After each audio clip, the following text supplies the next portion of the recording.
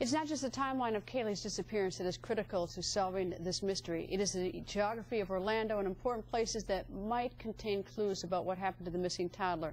Joining us live is forensic pathologist Dr. Michael Baden, and by phone, former homicide detective Mark Fuhrman. Of course, Mark has already also been down in Orlando investigating this story. Mark, I want to talk about the locations. We know that we're still waiting for the forensic evidence, find out if anything was in the trunk of that car. But in looking, and I'm going to go to the screen right, I'm going to point out, I'm circling where the home is, where she was living with her daughter at her parents' house up until sometime in June when she moved in with her boyfriend, which is where this circle is up on top. And of course, we've heard from Clint, who is the roommate. But here's the peculiar thing. On June 26th, her car was parked there, where I circled, which it was towed on the 30th. Do you have any explanation or any theory as to why the car was abandoned? Well, Greta, you know, what's interesting about that is when a car is impounded, the impound lot doesn't fix the car, nor do they put gas in the car. They impound the car.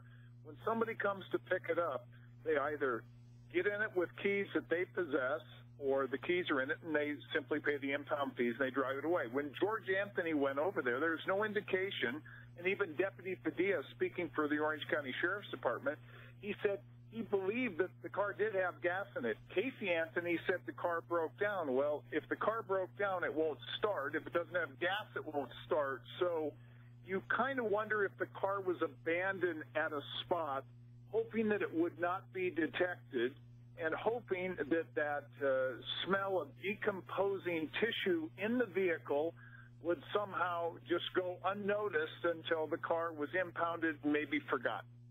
Dr. Baden, do you suspect that the police at this point, the car was, they arrested her on about July 16th. The child was reported missing on the 15th. Do you suspect that they have already received the forensic results from the interior of that car and they're just holding it for investigation, or do you think they're still waiting? They could have, but it's not like on CSI where you get the results back within a few minutes. Sometimes the lab takes a year to give you results back if they have other cases that they have to do before. So I can't tell, but they could have all that results already. All right, Mark, I'm going to again go back to this, to the place I'm circling where she lived on the screenwriter, where she lived with her parents. And now here's the peculiar thing: is that where apparently she where the pinging was is down to south of where her parents lived, is where the pinging in the woods of her cell phone. But then if we go, but it's in the opposite direction of where she was staying with her boyfriend Tony, and that of course is up at the top of the screen. Any thought about that?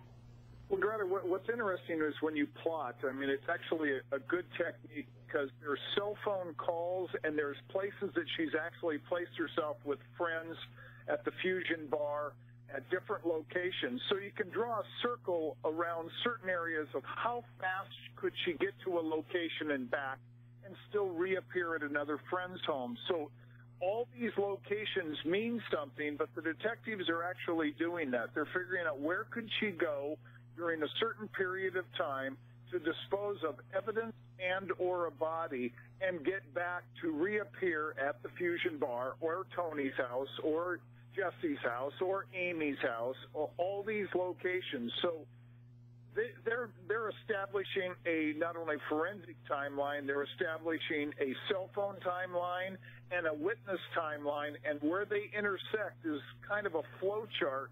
Where they intersect is the key points of this case where she can't account for her time. All right, I'm going to go back to the screen and show the key places, Dr. Baden. I've got circled in blue. That's where she lived with her parents. Up here is where she lived with Tony.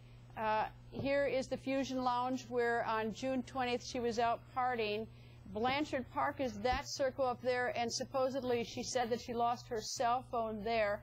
Her car was found just a little bit south of where Tony lived. But here's the interesting one, right here. This big circle or double circle, that's where she said she dropped the child off with Zenaida Gonzalez. Can you does this mean anything to you? Is it just simply a woman living in a community?